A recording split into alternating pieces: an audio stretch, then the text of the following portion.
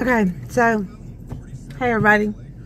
I am super duper excited today because me and my little three are headed to Coldwater, Mississippi. Remember I said you leave some letters out of that word?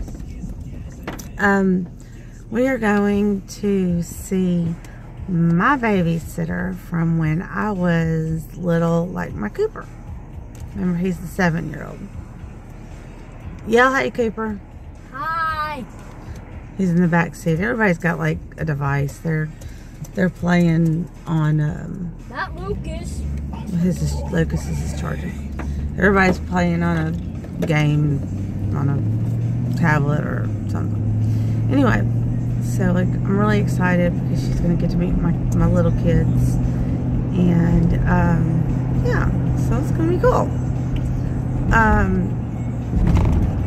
So I'm super excited about that, and I haven't seen her in a little while, so it's gonna be really nice to reconnect, and I haven't seen her husband in forever, so I'm really excited. Miss Tony and Mr. Leo. So happy. Yeah, most people don't, like, I guess, keep up with people like that. Like, do you keep up with your babysitter from when you were like a little kid? We lived in a townhouse community in Whitehaven, and if you're not from Memphis, Whitehaven is where Graceland is, and we lived just a couple of miles away from Graceland. So, and I went to school right across the street. Like, there was a street that I don't know what Elvis Presley Boulevard was before it was Elvis Presley Boulevard, but there was a street right off of Elvis Presley Boulevard that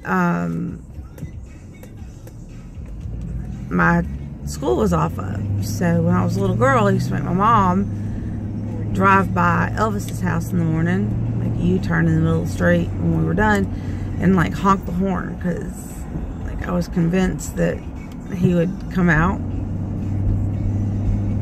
I didn't realize that Elvis ran the opposite schedule of everybody else in the world. I thought that he, you know, got up in the morning like everybody else and had a normal day and then went to bed at night like everybody else. I didn't realize he was backwards. But I was little, so. And like I used to love to go by Graceland and see the lights when I was a little girl, because that was cool. And I realized that Elvis was like a huge person when I was little, because he lived right down the street from me. And he was our neighbor. So yeah, it's Elvis's house. It's just like saying, you know, that's Bobby's house. So I didn't realize that Elvis was like a huge person. But yeah, I kept up with Miss Tony and Mr. Leo like all these years, lots of years. I was kind of old. But I love Miss Tony. She's from Louisiana, and she's Cajun, and she's amazing. I have some of the best stories growing up. I mean, like, I went to Baptist school and Catholic Mass after Baptist school. I remember when she would pick me up in the afternoon. I remember she picked me up from school one afternoon, and the only seat in the car was the driver's seat. She was reupholstering the seats in the car. There were no seats. And I opened the door and I was like, I was in first grade. I think I was in first grade, kindergarten. So I was 5 or 6 years old. And I was like, Miss Tony, where am I supposed to sit? She was like, sit on that 5-gallon bucket in the back. And I was like, okay. So I did. This was before you had to put your kids in booster seats and make them wear seat belts. safety first. I went to my first haunted house with our daughter when I was 5. Scared the crap out of me. That's why I don't like haunted houses anymore. I bit Dracula. Dracula screamed. You know, because Dracula is like a normal dude dressed up like Dracula.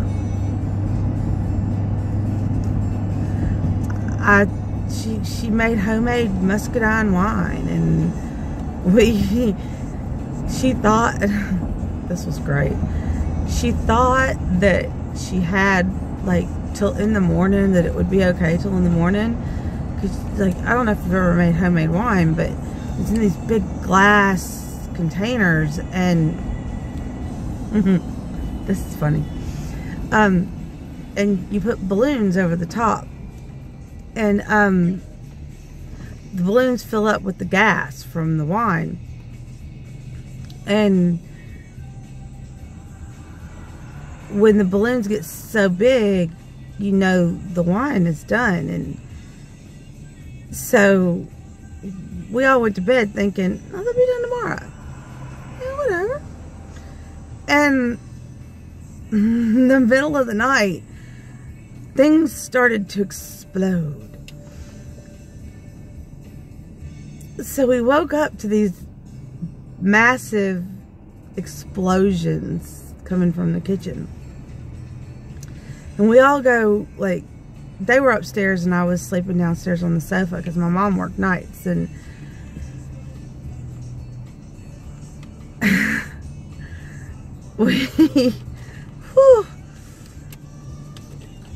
we all, like, made it into the kitchen. Like, her and her husband came down the back stairs and her daughters came down the front stairs, and I came running into the kitchen, and there's muscadine wine all over the kitchen. And yeah, they didn't make it till in the morning. All the balloons exploded, and when the balloons exploded, because the gas pressure got so big in the balloons, the muscadine wine went all over the place, like ceilings, walls, everywhere. So it's like the middle of the night, early in the morning, and we're like standing there looking at each other, and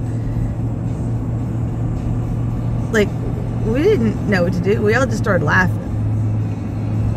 And then we decided, well, we should probably clean this up. So in the middle of the night, we're cleaning muscadine wine off of every surface of the kitchen, because couldn't just leave it there. It would have stained everything. So we cleaned the whole kitchen up, and we went back to bed, and the next morning, you know, just figured out how much, you know, put the balloons back on the wine because they weren't full of gas anymore, and figured how much muscadine wine she had left. But, you know, she was always doing things, and so, like, pretty great memories. And I just loved her. She was always amazing, and she still is amazing. She's a pretty cool person. So I'm taking my kids down there to meet her because I want them to know the cool person that I got to know when I was little, and that I've known growing up. And so, yeah, take your kids to meet the cool people that you knew growing up, and share your stories, because they'll never know unless you tell them. And you know, they might think it's neat, they might not think it's neat, but like, share that with them. Like, share those stories, share that fun, share your life with your kids. Don't be a fuddy-duddy. My kids think that I'm yeah, my teenager's like, yeah, my kids think I'm weird, but they love my stories. They love that I have had a fun life and that I share it with them. So, like, share your fun with your kids. They might think you're cool. Wouldn't that be amazing if your kids thought you were cool? Oh my God. Think about it.